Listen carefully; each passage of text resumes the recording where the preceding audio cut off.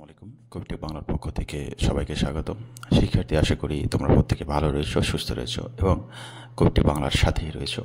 তুমি যারা 2025-26 সেশনে ডিপ্লোমা ইন ইঞ্জিনিয়ারিং বা পলিটেকনিক ইনস্টিটিউটে অ্যাডমিশন পরীক্ষা দেওয়ার জন্য ফর্ম পূরণ করে ফেলেছো অলরেডি, তোমাদের পরীক্ষা কিন্তু 29 তারিখে, সামনের মাসের।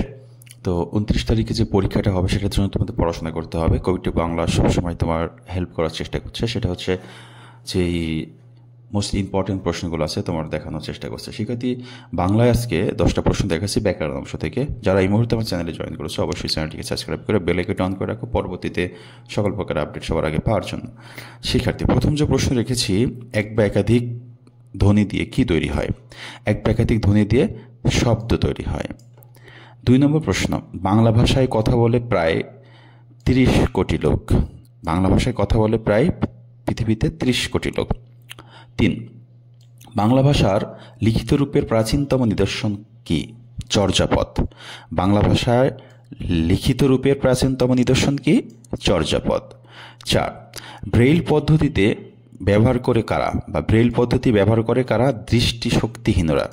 দৃষ্টিশক্তিহীনরা। 5, মাতৃভাষার দিক দিয়ে বাংলা পৃথিবীর কততম ভাষা? ষষ্ঠ ভাষা। মাতৃভাষার দিক দিয়ে বাংলা পৃথিবীর কততম ভাষা? ষষ্ঠ ভাষা। বাংলা ভাষার জন্ম হয়েছে কোনটি থেকে? বাংলা ভাষার জন্ম হয়েছে পূর্ব ভারতীয় প্রাকৃত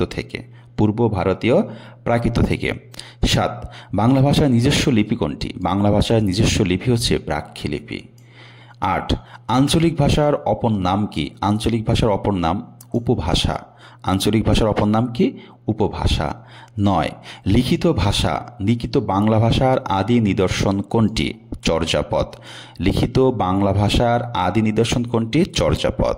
10, বাংলা লিপিতে কয়টি স্বরবর্ণ আছে? বাংলা লিপিতে স্বরবর্ণ আছে 11টি। শিক্ষার্থীবৃন্দ, যে 10টি প্রশ্ন দেখানোর চেষ্টা করেছি ব্যাকরণ থেকে, একটি অংশ থেকে, সেই 10টি প্রশ্ন অবশ্যই মুখস্থ করে নিবে। পরবর্তীতে খুব দ্রুতই আবার একটি ভিডিও ক্লাস নিয়ে হাজির হবো। সে পর্যন্ত ভালো থাকো, সুস্থ থাকো। আল্লাহ হাফেজ।